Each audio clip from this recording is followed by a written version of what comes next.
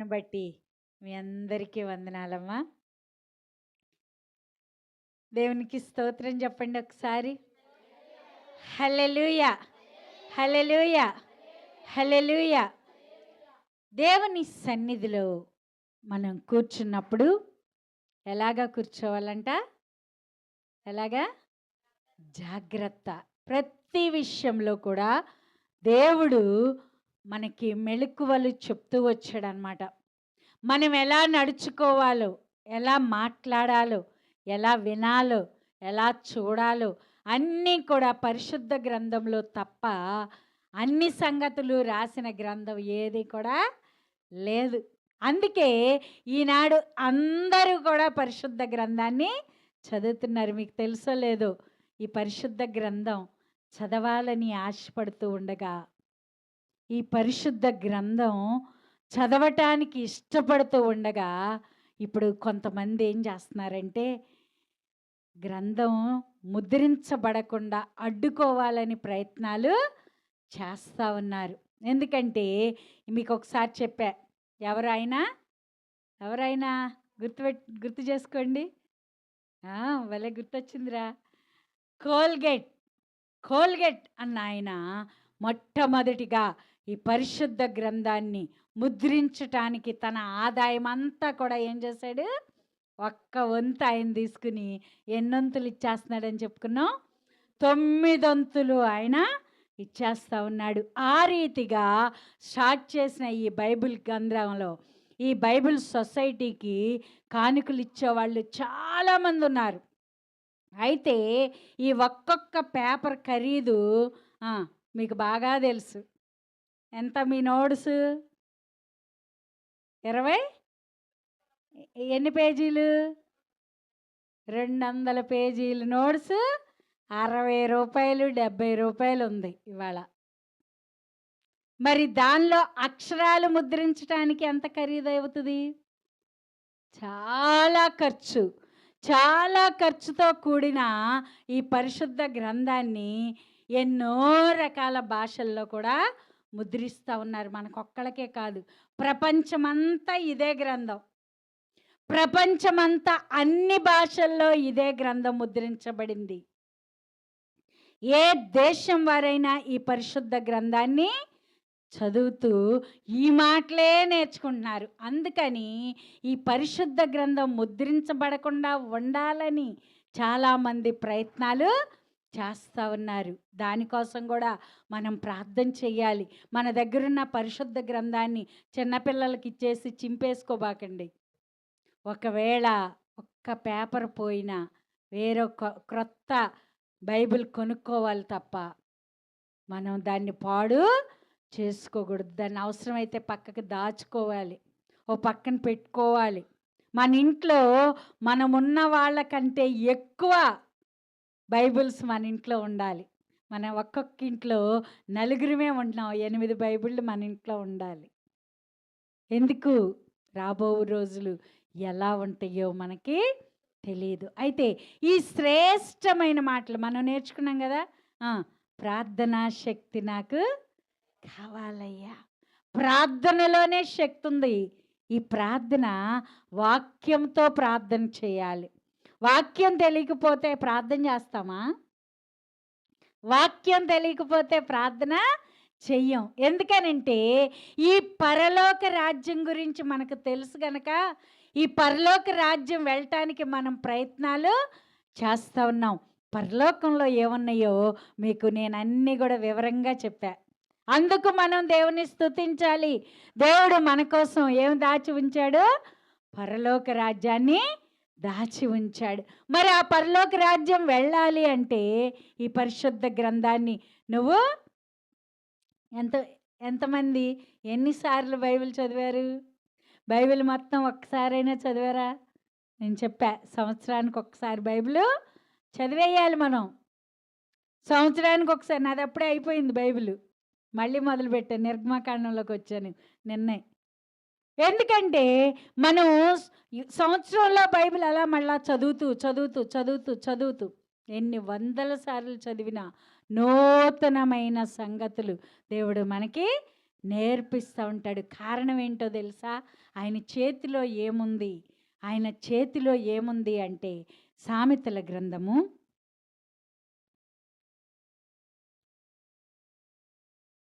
3వ అధ్యాయము 16వ వచనాన్ని చదువుకుందాం. దాని కుడి చేతిలో దీర్ఘాయువును, దాని ఎడమ చేతిలో ధనఘనతలును ఉన్నవి. హల్లెలూయా! దేవుని కుడి చేతిలో ఏమున్నాయి అంటమ్మా? అందరు చెప్పాలి అమ్మా, అందరు చెప్పాలి. దీర్ఘాయువు. ఎడమ చేతిలో ఏమున్నాయి? ఏమున్నాయి? ఇప్పుడు మీకు ఏ చేయి కావాలి? హరీష్, ఏ చేయి కావాలి? ఏ చేయి కావాలి? 2 చేతులు. కొన్నిసార్లు పాస్టర్ గారు ప్రార్థన చేసేటప్పుడు కొంచెం చేయి నొప్పి వచ్చి ఎడమ చేతితో చెప్పారనుకోండి, మనం ఏమనుకున్నాం, అయ్యో ఆమెకేమో కుడి చేతితో చేశారు ప్రార్థన పాస్టర్ గారు, నా దగ్గరికి వచ్చేటప్పటికి ఎడం చేయి పెట్టారు. చాలామంది కొన్నిసార్లు అలా అనుకుంటారు, కానీ కాదు. 2 చేతులలో దేవుడు ఏం దాచి ఉంచాడు? ఆశీర్వాదాలు దాచి ఉంచాడు. దేవుని సేవకులు ఏ చేయి పెట్టినా ఒకటే, దేవుని హస్తాలలో నుండి వచ్చే ఆశీర్వాదం మనకు కావాలని మనం కోరుకోవాలి. ఆయన కుడి చేతిలో ఏముందంట? దీర్ఘాయువు. ఎడమ చేతిలో ఏముంది? ఏముంది? ధనఘనతలు. నీకు డబ్బు నీ ఆరోగ్యంతో వచ్చేది కానే కాదు. దేవుడు దీవిస్తే నీకు ధనం వస్తుంది. దేవుడు దీవించినప్పుడు నీకు డబ్బు వస్తుంది. నీ ఆయుష్ నీవు తిన్నదాన్ని బట్టి రావట్లేదు. నీ ఆయుష్ కాలం కొంతమందిని చూస్తూ ఉంటాను అక్కడక్కడికి వెళ్ళినప్పుడు. మొన్న ఈ మధ్య చనిపోయింది మన ఊరిలోనే ఒక మా అమ్మ. మీకు ఎవరికి? సీతమ్మ గారికి తెలుసు, మరి దుర్గమ్మ వాళ్ళ అమ్మకు తెలుసు. ఆవిడ మొన్న ఈ మధ్య చనిపోయిందనమాట. మరి 100 సంవత్సరాల కంటే పైనే ఉంటాయి అని చెప్తున్నారు వాళ్ళేమో. వాళ్ళ కొడుకులే ముసలోళ్ళు అయిపోయారు. పుట్నాగమ్మ అంటాం పేరు. మరి 100 సంవత్సరాల కంటే పైనే ఉంటాయి, కానీ మంచం మీద కూర్చుని కూడా ప్రార్థన చేసుకుంటుంది. బాసిపెట్లు వేసుకుని కూర్చుంటుంది. మనమేమో కింద కూర్చుని ఏం చేయాలనుకుంటాం? ఆరసాపుకోవాలండి. పోనీ కాళ్ళు నొప్పులు వస్తున్నాయి, నడువు నొప్పి వస్తుంది, చైర్లో కూర్చోండి అంటే ఏం చేస్తున్నాం? అయ్యి బాబోయ్, ఎంత ధైర్యంగా చెప్తున్నారు మీరు. దేవుని సన్నిధిలో మనం ఎలా ఉండాలి? జాగ్రత్తగా ఉండాలి. కారణం ఏంటంటే మనం ఏం సంపాదించుకోవాలి? పరలోక రాజ్యాన్ని సంపాదించుకోవాలి. మరి పరలోక రాజ్యం వెళ్ళాలంటే దేవుడు ఏం చూస్తాడు? మన హృదయాన్ని చూస్తాడు. మన హృదయాన్ని ఆయన ఏం చేస్తాడని చెప్పుకున్నాం? పరిశీలిస్తాడు, పరిశోధిస్తాడు. మన హృదయాన్ని పరిశోధించి చూసినప్పుడు పరలోక రాజ్యానికి వెళ్ళటానికి అర్హత ఉందా లేదా అని ఒక్కొక్కటి ఆయన మనల్ని చూస్తూ ఉంటాడు. మనకి ఏమిస్తానంటున్నాడు? నాకు చాలా ఇష్టం, ఎందుకంటే ఆశీర్వాదాలే ముందు చెప్పాలని నేను కోరుకుంటా. శాపాలు చెప్పడానికి నాకెందుకు ఇష్టం అనిపించదు. అందుకే నరకం గురించి మీకు చాలా తక్కువ చెప్పా, పరలోకం గురించి ఎక్కువ చెప్పా. పరలోకంలో దేవుని ఆశీర్వాదాలు ఎన్నో మన కోసం ఉంచాడు ఆయన. పరలోక రాజ్యంలో నువ్వు ఈ లోకంలో ఒకవేళ చిన్న బంగారం కూడా కొనుక్కోలేవేమో. కొంతమందిని మాకు అక్కర్లేదని తీసి అవతల పారేస్తున్నారు. ఈ బంగారం ఈ లోకంలో మాకు అవసరం లేదు. ఎందుకనంటే నా యేసయ్య నా కోసం బంగారపు వీధి తయారు చేశాడు. ముత్యాలు రత్నాలతో గృహాలు కట్టాడు. గుమ్మం మీద పేరు రాసి ఉంచాడు. కొత్త పేరు నాకు పెట్టబోతూ ఉన్నాడు. జీవ గ్రంథంలో నా పేరు ఉంది. ఈ లోకంలో నేను ఎలా ఉన్నా పర్వాలేదని వారి అందాన్ని, వారి ఆశల్ని, వారి కోరికల్ని చంపుకున్నవారు ఈ లోకంలో ఎంతోమంది ఉన్నారు. దేనికోసమమ్మా? దేనికోసం వాటన్నిటిని వదిలేస్తున్నాం? చాలామంది వదలరు, విడిచిపెట్టరు. చాలామంది విడిచిపెట్టరు. కొన్ని కొన్ని దేవునిలో నేర్చుకున్నప్పుడు మనం వాటిని ఏం చేయాలి? విడిచిపెట్టాలి. విడిచిపెట్టాలి. కొన్ని చెప్పాడన్నమాట దేవుడు. వీటిని విడిచిపెట్టండి. వాటిని విడిచిపెడితే ఏమిస్తాడంట? కుడి చేతిలో దీర్ఘాయువు. ఒకవేళ నీకు ఎన్ని రకాల జబ్బులు ఉన్నాయో, పొద్దున ఒక ఇంటికి వెళ్తే ఆమె ఏడుస్తుంది.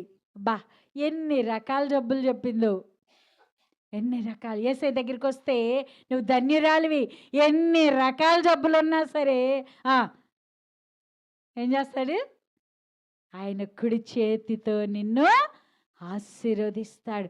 రకరకాల జబ్బులు చెప్తారు, కానీ యేసయ్య దగ్గరికి మాత్రం రారు. వచ్చిన నీవు ధన్యురాలివి, వచ్చిన నీవు ధన్యుడివి. కారణం ఏంటో తెలుసా? నువ్వు ఆయన దగ్గరికి రాగానే ఆయన నిన్నేం చేయటానికి ఇష్టపడతాడు? అల్లరి చేసే చిన్నపిల్లల్ని ఇవాళే అడిగా నేను. చిన్నపిల్లల్ని మనం మందిరానికి తీసుకురాకుండా వాళ్ళు అల్లరి చేస్తున్నారు అని నువ్వు మానిపించావు అనుకో, రేపొద్దున బాధపడాల్సి వస్తుంది. వాళ్ళు అల్లరి చేయకుండా మందిరానికి తీసుకొచ్చి, నువ్వు అల్లరి చేయబాక నాన్న, సైలెంట్గా కూర్చోవాలి, ఎలా కూర్చోవాలి, అలా కూర్చోవాలి అని నేర్పించావనుకో, వాడంట ఇంటికి వెళ్ళినాక నన్ను ఫోన్ ఆడుకొనివ్వట్లేదు, ఏరా నన్ను అడి తిరగనివ్వట్లేదు, ఇడి తిరగనివ్వట్లేదు, మందిరంలోకి వస్తే నువ్వు నన్ను కట్టేసినట్టు కూర్చోబెడుతున్నావు అని ఒకవేళ సనుక్కున్నాడు అనుకో, కొన్ని రోజులు అయ్యాక, కొంచెం పెద్ద అయ్యాక వాడు ఏం చేస్తాడు? నేర్చుకుంటాడు. మనం కొంచెం కొంచెంగా నేర్పిస్తూ ఉన్నప్పుడు వాడు నేర్చుకుంటాడు. అదే పెద్ద అయిన తర్వాత మనం వాడిని బలవంత పెట్టామనుకో, వాడు ఏం చేస్తాడు? సిగ్గుపడి దగ్గరకు రాడు, కానీ ఎక్కడికి వెళ్ళిపోతాడు? నరకంలో ఏముంది మరి?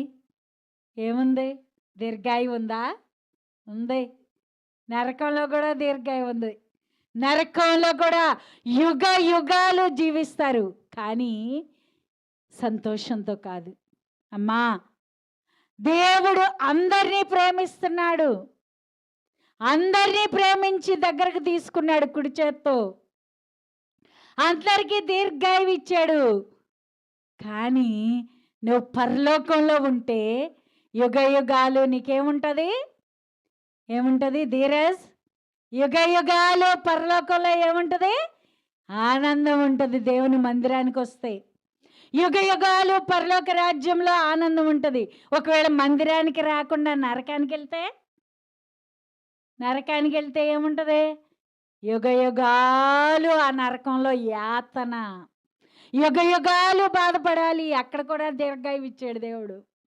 యుగ యుగాలు నువ్వు బాధపడాలి. కారణం ఏంటంటే దేవుడు ప్రేమించి నిన్ను దగ్గరకు తీసుకున్నాడు, ప్రేమించి స్వహస్తాలతో నిన్ను తయారు చేశాడు. ఆయన ప్రేమ నీ పైన చూపాడు. ప్రేమించి ఏం చేశాడు? ఆయన తన ప్రాణాన్ని నీ కోసం పెట్టాడు. కానీ నువ్వెలా ఉండాలని ఆయన కోరుకుంటా ఉన్నాడు.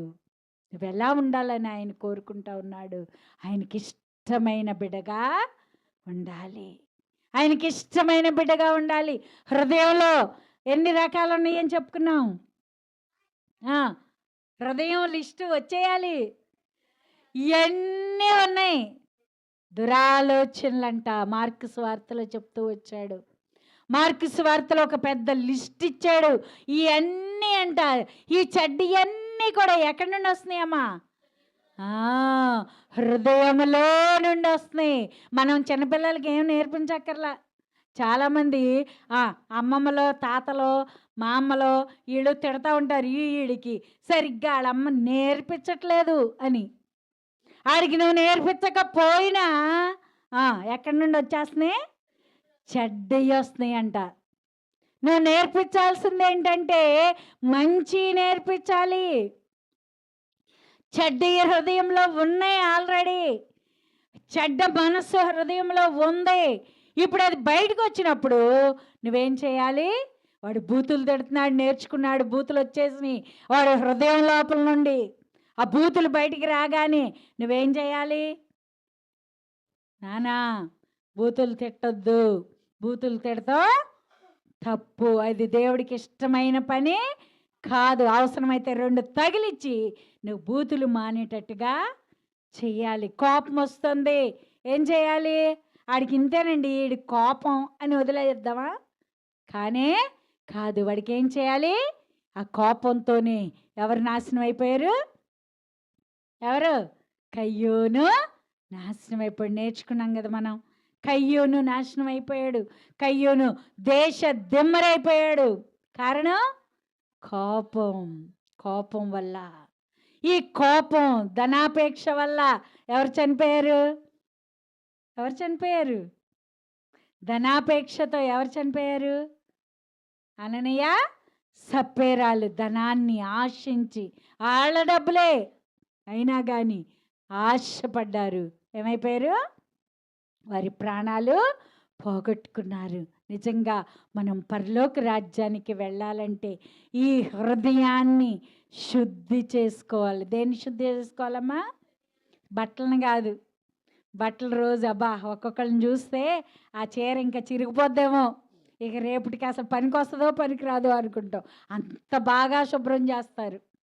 ఉతికి ఉతికి ఉతికి ఉతికి సాగదీసి ఉతుకుతారు, కానీ హృదయం మాత్రం శుద్ధి చేసుకోరు. హృదయాన్ని శుద్ధి చేసుకోవడానికి ఇష్టపడరు. హృదయం శుద్ధి చేసుకుంటే నువ్వు యుగ యుగాలు పరలోక రాజ్యంలో ఎలా ఉంటావమ్మా? ఆనందంగా ఉంటావు యుగ యుగాలు. దేవునికి స్తోత్రం చెప్పండి. హల్లెలూయా. దేవుని సన్నిధిలో యుగ యుగాలు నువ్వు ఆనందంగా ఉంటావు. ఎందుకంటే ఆయన చేతిలో ఏముంది? దీర్ఘాయువు. ఆయన చేతిలో దీర్ఘాయువు. మరి ఎడం చేతిలో ఏముంది? ధనఘనతలు. నువ్వు గొప్పగా ఉండాలన్నా, నువ్వు డబ్బుతో నింపబడాలన్నా, నువ్వు ఆనందంగా ఉండాలన్నా, నువ్వు తెచ్చుకున్న 100 రూపాయలు, నువ్వు ఇంటికి 100 రూపాయలే తెచ్చుకున్నావు. ఆ 100 రూపాయలు 10 రూపాయలు తింటేనే సంతృప్తి, సంతోషం, ఆనందం నీ హృదయంలో, నీ గృహంలో ఉండేటట్లుగా ఎవరు ఆశీర్వదిస్తారు? దేవుడు ఆశీర్వదించాలి. అందుకు ప్రార్థనలో ఉన్న శక్తిని మనం ఏం చేయాలి? పొందుకోవాలి. పొందుకోవాలి. ప్రభువా ఇదిగో నా కాళ్ళు జీతం 100 రూపాయలే ఇస్తానన్నారయ్యా, రోజు కూలి 100 రూపాయలే ఇస్తానన్నారయ్యా. ఈ 100 రూపాయలని నువ్వేం చెయ్యి అమ్మా? ఏం చేయమనాలి? ఆశీర్వదించు. నీ 2 హస్తాలతో ఈ 100 రూపాయలని ఆశీర్వదించు. ఇది నాకు ఉపయోగపడేలాగా సహాయం చేయి. నీ 100 రూపాయలని దేవుడు ఆశీర్వదించి నీ ప్రతి అవసరత తీరుస్తాడమ్మా. నమ్మిన వారి స్తోత్రం చెప్పండి.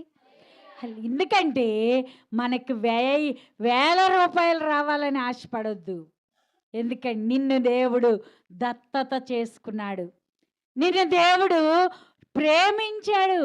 నీ అవసరతలన్నీ ఆయన తీరుస్తానన్నాడు. ఆయన సకల సమృద్ధిలో నుండి, ఆయన పరలోకం నుండి నిన్ను దీవించడానికి, పరలోకం నుండి నిన్ను ఆశీర్వదించడానికి ఆయన ప్రాణాన్ని అర్పించాడు. ఆయన ఆశీర్వాదంలో, ఆయన దీవెనలో కుడి చేతిలో దీర్ఘాయువు. చాలాసార్లు జబ్బులు రాని వాళ్ళు ఇక్కడ ఎవరైనా ఉన్నారా? చాలాసార్లు మనం అనుకుంటే ఇప్పుడే చచ్చిపోతున్నాం అనుకుంటాం. మీరు అనుకున్నారో లేదో కానీ నేనైతే కొన్ని సంవత్సరాలు నాకు 7వ తరగతి చదువుతున్నప్పటి నుండి మానికొండ సేవకు వచ్చిన సంవత్సరం వరకు కూడా బహు భయంకరమైన తలనొప్పి ఉండేది. నా తలనొప్పి సుధమ్మ మల్లేశ్వరమ్మ గారు వాళ్ళు చూసారు, వాళ్ళ ఇంటి దగ్గర ప్రార్థన పెట్టాము. ఆ రోజు తలనొప్పితో గిలగిల్లాడిపోయి కూర్చోలేక ఒళ్ళంతా చెమటలు పట్టేసేది. భయంకరమైన తలనొప్పి. తల అలా పట్టుకుని కూలబడిపోయాను, వెనకాల అక్కడే కూర్చుండిపోయాను ప్రార్థన అంతా అయ్యే వరకు అలాగే. కానీ ప్రార్థన ఏనాడు మానేదాన్ని కాదు. ఎంత తలనొప్పి వచ్చినా ప్రార్థన చేస్తాను. ఒకరోజు ఉపవాసం ఉండి ప్రార్థన చేస్తూ ఉంటే దేవుని సేవకులు మాట్లాడారు, ఉపవాసం ఉండి మనం ఈరోజు తలనొప్పి కోసం ప్రార్థన చేద్దాం. నీ తలనొప్పి వదలట్లేదు. నేను ప్రెగ్నెన్సీతో ఉన్నప్పుడు కూడా 7వ నెలలో, 9వ నెలలో కూడా ఆ భయంకరమైన తలనొప్పి వచ్చి కొట్టుకునేదాన్ని అనమాట. అయితే ఎన్ని మందులు, ఒక డాక్టర్ ఇచ్చిన మందులు ఇంకో డాక్టర్ చూసి నవ్వేవాడు. ఒక డాక్టర్ ఖర్చు పెట్టిన డబ్బులు 10,000 అయితే ఇంకో డాక్టర్ 20,000 ఖర్చు పెట్టేవాడు. ఎన్ని డబ్బులు ఖర్చు పెట్టినా ఆ తలనొప్పి తగ్గలేదు. దేవుని సేవకులు చెప్పినట్లుగా ఉపవాసం ఉండి ఆ తలనొప్పి కోసమే ప్రార్థన చేసాం. సేవకు రాలా అప్పటికి. సేవకు వచ్చిన సంవత్సరం. అయితే అప్పుడు శనివారాలు ప్రార్థన పెడుతున్నాం. శనివారం ప్రార్థన పెడుతున్నాం. అక్కడక్కడ పెడతా ఉన్నాం అన్నమాట. ఆ రోజు మందిరం స్టార్ట్ చేసిన సంవత్సరం జనవరి 1 రోజున వచ్చింది తలనొప్పి. మేము ఇలా ప్రార్థన చేస్తూ ఉన్నాం. సంవత్సర కాలం గడిచింది. జనవరి 1 రోజున వచ్చింది. ఆ రోజు చాలా అనమాట వాంతి అయిపోయింది, గిలగిల్లాడిపోయా. చాలా భయంకరంగా సావుకొచ్చిన సంవత్సరం భయంకరమైన తలనొప్పి వస్తే, ఈ ప్రభువా ఈ బాధ ఇంకెన్ని సంవత్సరాలు పడాలి నాయనా, ఈ తలనొప్పి కోసం ప్రార్థన చేస్తూనే ఉన్నాం అన్నాను. ఆ రోజు నుండి కూడా ఆ తలనొప్పి ఏమైపోయింది, విడుదలైపోయింది. ఆ రోజు నుండి ఈ రోజు వరకు దేవుడు రాకుండా చేశాడు. దేవునికి స్తోత్రం చెప్పండి. హల్లెలూయా. ఎందుకు చెప్తున్నానంటే ఈ మాట, దేవునిలో ఉన్న శక్తిని మనం పూర్తిగా పొందుకోవాలి. ఒకరోజు ప్రార్థన చేసి ఆ ప్రార్థన అంశం మనం ఏం చేస్తామంటే వదిలేస్తాం. ఒకరోజు ప్రార్థన చేస్తాం, ప్రభువా మా చేను ఆశీర్వదించి, ఆ ఒక్కరోజే. మళ్ళీ తర్వాత రోజు ప్రార్థన చేసేవాడికి కడుపు నొప్పి వస్తుంది. ఆ కడుపు నొప్పి కోసం ప్రార్థన చేస్తాం, కానీ ఈ చేను కోసం ప్రార్థన చేయడం మానేస్తాం. కాదు, నీ ప్రార్థన అంశాలు రోజు రోజుకి పెరగాలి. ఈ సంవత్సరం బారులో రోజు రోజుకి పెరుగుతూ ఉండాలి. నిన్ను సేవకొచ్చి 15 సంవత్సరాలు నిండిపోయి 16వ సంవత్సరం వచ్చింది. ఈ 16 సంవత్సరాల్లో మొట్టమొదటి రోజు నుండి ఉన్నవారు ఇక్కడ ఉన్నారు. ఆ రోజు నుండి ఈ రోజుకి దేవుడు నీ పక్షాన ఎన్ని కార్యాలు చేశాడమ్మా. అన్ని కార్యాలు నువ్వు జ్ఞాపకం చేసుకుని ప్రార్థన చేస్తున్నావా? ప్రభువా నాకు ఇన్ని బాధలు వచ్చినా దీర్ఘాయువు ఇచ్చావయ్యా, నీకు వందనాలయ్యా అని దేవుడితో మాట్లాడేవా? దేవుడితో మాట్లాడుతూ వచ్చావా? నువ్వు మొదలుపెట్టి నీకు ఎన్ని కార్యాలు చేశారు. పక్కింటి వాళ్ళ సంగతి పక్కన పెట్టండి. మీ పక్షాన దేవుడు ఈ ప్రార్థనకు వచ్చిన రోజు నుండి ఎన్ని కార్యాలు చేశాడో దేవుడు. మీరు ప్రార్థన చేశారా? ఒక్కసారైనా ప్రార్థన చేశారా? ఆ ప్రార్థన కానీ చేస్తే ప్రార్థనలో నుండి మీకు ఏమిస్తాడంట దేవుడు? ప్రార్థనలో ఏమిస్తాడు? శక్తి ఇస్తాడు, శక్తిని ఇస్తాడు. ప్రార్థనా శక్తి దయచేస్తాడు. ఆ ప్రార్థనా శక్తిని వాళ్ళు పొందుకున్నారు గనక అనేకమైన కార్యాలు వాళ్ళు చూస్తూ వచ్చారు. దేవునికి ఇష్టమైన పిల్లలు. మరి దేవుడు నిన్ను దీవించటానికి ఇష్టపడి నీ పైన ఆయన కుడి చెయ్యి ఎడమ చెయ్యి ఉంచి నిన్ను ఆశీర్వదిస్తూ ఉన్నాడు. మరి ఆ ఆశీర్వాదం పొందుకోటానికి ప్రార్థన చేస్తున్నావా?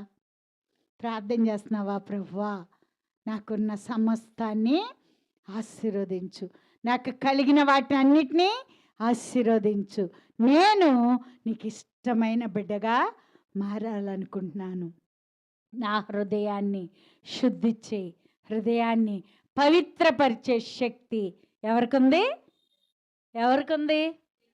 దేవునికి ఉంది. దేవునికి ఎలా ఉంది? ఎక్కడుంది?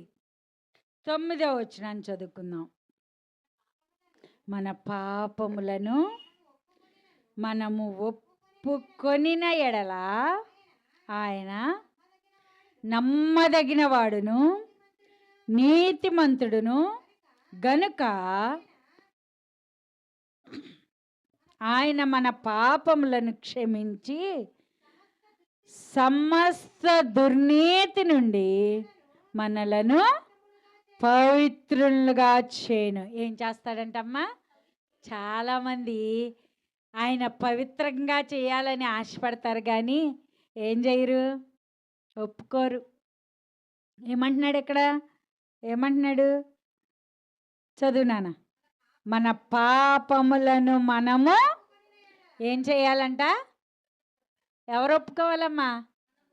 ఎవరు ఒప్పుకోవాలి? మన పాపాలని పక్కన వాళ్ళు ఒప్పుకోవాలా? అమ్మో, ఆమె చాలా భయంకరమైన మనిషి. ఆమె చాలా అబద్ధాలు ఆడద్దండి. ఆ అమ్మాయి అండి చాలా దొంగతనం చేద్దండి. ఆ అమ్మాయి అండి చాలా పాపం చేస్తుందండి. ఆ అమ్మాయి అండి ఎంతసేపు మన ఆలోచన, మన మాటలు, మన దృష్టి ఎవరి మీద ఉంటుంది? ఎవరి మీద? పక్కన వాళ్ళ మీదే ఉంటుంది కానీ మన మీద మనకు ఉండట్లా. ఎన్నడూ కూడా మనం పక్కన వారిని దృష్టిలో పెట్టుకోవద్దు. ఈ వాక్యం పక్కనోళ్ళకనే మాట కానీ ఆలోచన కానీ మనకి రానివ్వద్దు. ఈ మాటలు ఎవరికి ఆశీర్వాదం అయితే ఎవరికి కావాలి? మనకే కావాలి. దేవుడు మనల్నే ఆశీర్వదించాలి. పక్కింటి ఆమెను అస్సలు ఒక ఆయన అంట ఇలాగే ప్రార్థన చేస్తూ ఉన్నాడంట. ఆయనది చిన్న ఇల్లు, చిన్న గుడిసె. ఆయన ప్రార్థన చేసుకుంటున్నాడంట. ప్రభువా, నన్ను ఆశీర్వదించిన ఆయన, నన్ను దీవించిన ఆయన, నాకు మంచి గృహం ఏర్పాటు చేయను ఆయన అంటే ఇందిరాగాంధీ హృదయంలోకి వెళ్ళాడేమో దేవుడు. చక్కని ఇల్లు కట్టించి ఇచ్చారు. పాపం అప్పుడు సొంతంగా కట్టేసి ఇచ్చేసేవాళ్ళు. కట్టేసి కట్టినీళ్ళు ఇచ్చేసారు. ఇవ్వగానే ఎదురింటి ఆయనకంట చూసి, వీడిది నిన్నటిదాకా చిన్న ఇల్లు, ఇవాళ ఏమైంది, ఒక డాబా వచ్చేసింది అనుకున్నాడంట. అనుకుని ఈ చిన్న ఇంట్లో నుండి కూడా ప్రార్థన చేస్తా మొదలెట్టాడంట. ప్రార్థన చేస్తూ ఉండేటప్పటికి ఈ ప్రార్థన దేవుడు ఆలకించి ఆయనకు కూడా ఒక మంచి గృహాన్ని ఇచ్చాడు. ఇద్దరు సంతోషపడచ్చు కదండి, ఇద్దరు సంతోషపడచ్చు కదా. అయ్యి బాబోయ్, ఆయనకి ఇల్లు ఇచ్చాడు, నాకు ఇల్లు ఇచ్చాడు, ఆయనతో పాటు సమానంగా నేను ఉంటాకిల్లు. ఆయనతో పాటు నేనెందుకు సమానంగా ఉండాలి ప్రభువా? నాకు ఇంకొక ఇల్లు ఇవ్వు నాయన. దేవుడు ఆ ప్రార్థన కూడా ఆలకించాడు. ఒక మంచి ఇల్లు ఇచ్చాడు. ఆ ఇంటి మీద ఇల్లు వేసుకున్నాడు. ఇప్పుడు ఎన్ని అంతస్తులైంది? 2 అంతస్తులైంది. ఆ 2 అంతస్తులు అయిన తర్వాత మరలా ప్రార్థన చేస్తూ ఉన్నాడు. ఓ మంచి బండి కావాలి ప్రభువా అని ప్రార్థన చేశాడు. దేవుడు ఆయన ప్రార్థన ఆలకించి కదా, ఆయన ఎడమ చేతిలో ఏమున్నాయంట? గట్టిగా చెప్పున్నాము, ఎవరు కొట్టట్లేదు కదా మనల్ని. ధనఘనతలు. ధనం కోసం ఈ లోకంలో చాలామంది ఆశపడుతూ ఉంటారు కానీ దేవుని దగ్గరకు రావట్లా. ధనం కోసం ఆశపడుతున్నారు కానీ దేవుని దగ్గరకు రావట్లా. ధనం ఇచ్చే ఆశీర్వాదం అది ఎలా ఉంటుందో మనందరికీ తెలుసు. అయితే ఈ ధనంకు దేవుడు ఆశీర్వదించాడు. ఆ వ్యక్తికి కూడా ఒక మంచి బండి ఇచ్చాడు. ఎదుటి వ్యక్తి మంచి బండి కొనుక్కున్నాడు. శుభ్రంగా ఉండేటప్పటికి ఈ ఎదురుగుండా ఆయన అనుకున్నాడు, ప్రభువా, ఆయనకి బండి ఇచ్చావు కదా, నాకు కనీసం చిన్న సైకిల్ అన్నా ఇవ్వు ప్రభువా అనుకున్నాడు. ఇద్దరు ఇలా ప్రార్థిస్తూ ఉన్నారు, ఒకళ్ళ మీద ఒకళ్ళ పోటీగా. అన్ని ఆశీర్వాదాలు బాగానే తీసుకున్నారు. ఈయనకి కోపం వచ్చేసిందంట ఈ ప్రార్థన చేసే ఆయనకి. అమ్మో, దేవుడు ఎంత స్వార్థం, నన్ను దీవించినట్టుగానే ఎవరిని? నా ఎదురుగుండా ఉన్న ఆయన్ని దీవిస్తూ ఉన్నాడు. ఇప్పుడు నేనేమని కోరుకోవాలంటే ఆ ఎదుట ఆయనకి కన్ను పోవాలి నాయనా అని కోరుకోవాలి. ఈ ఆశీర్వాదాలే నేను అన్నాను కదా ఇందాక, దీవెనలు శాపాలు కూడా మనకి ఉన్నాయి. మరి ఆశీర్వాదం కోరుకోవటమే కాదు, నాకు ఇచ్చినట్టే మళ్ళా ఆయనకు కూడా ఇచ్చేస్తున్నాడు దేవుడు. ఇప్పుడు నేనేం కోరుకోవాలంటే ఏం కోరుకోవాలంట? ఏం కోరుకోవాలి? కోరుకుని తెచ్చిపెట్టుకుంటాం కొన్ని. ఏం కోరుకున్నాడు ఈయన? ఒక కన్ను పోవాలి. ఇప్పుడు ఈయన ఉద్దేశం ఏంటి? నాకు ఒక కన్ను పోతే అవతల ఆయనకి అమ్మా అవతల ఆయనకి ఏమైపోతాయి? నిజంగా అలాంటి ప్రార్థన, అలాంటి కోరిక దేవుడు ఎన్నడూ కూడా తీర్చడు. అందరినీ ప్రేమించే దేవుడు అందరికీ దీర్ఘాయువు ఇస్తా ఉన్నాడు. అందరినీ ప్రేమిస్తూ ఉన్నాడు. అందరికీ అన్నీ అనుగ్రహిస్తూ ఉన్నాడు. కానీ నువ్వు చేసిన ప్రార్థన బట్టే ఆశీర్వాదం నీ ఇంటికి వస్తుంది. నువ్వు చేసే ప్రార్థన బట్టే నీ ఆశీర్వాదం వస్తుంది. ఆ సంగతి తెలియట్లా. ప్రార్థన చేయకుండానే కొన్నిసార్లు ఏం చేస్తూ ఉంటాం మనం? ఆశీర్వాదాలు కోరుకుంటా ఉన్నాం. అలా ఆశీర్వాదాలు కోరుకోవడం కాదు, కానీ దేవునికి ఇష్టమైన రీతిలో మనం ప్రార్థన చేస్తే ఆయన నీకోసం ప్రాణం పెట్టిన దేవుడుగా ఉన్నాడు. ఆయన ప్రాణం పెట్టి ఏం చేయాలని కోరుకున్నాడంటే ఏం చేయాలని కోరుకున్నాడు? మనము చదవండి. మనము మన పాపాలను ఒప్పుకున్న ఎడల, మనమే ఒప్పుకోవాలి, పక్కనోళ్ళ కోసం కాదు. మన పాపాలు మనం ఒప్పుకోవాలి. ప్రభువా, నీ హృదయంలో ఏమున్నాయో వాటిని దేవుని సన్నిధిలో నువ్వు ఒప్పుకోవాలి. నీ కోపం వస్తుంది. నీ కోపం వస్తే నీ కోపం గురించి నువ్వు ప్రార్థన చేసుకోవాలి.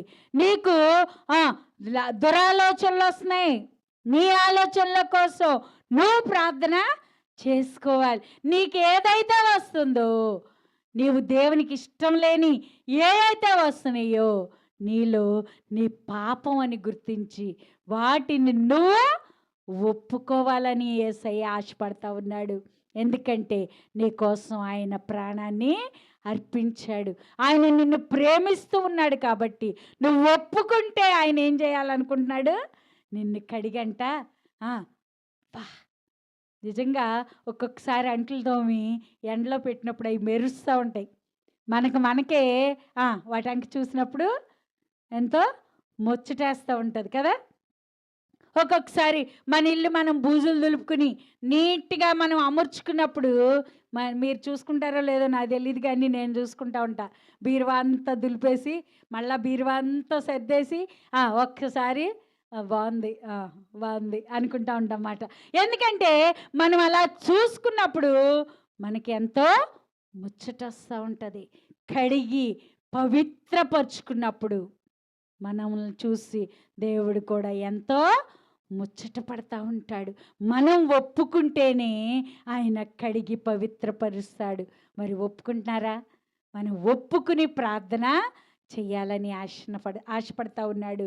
దేవుడు మనల్ని దీవించాలంటే ఆయన 2 హస్తాలతో దీవించటానికి ఇష్టపడుతూ ఉన్నాడు. కానీ మనల్ని మన పాపాలు ఒప్పుకుని విడిచిపెట్టి ఆయనకి ఇష్టమైన బిడ్డగా ఉంటే నీవు పరలోక రాజ్యానికి వారసురాలు అవుతావమ్మా. ప్రార్థన చేసుకుందాం.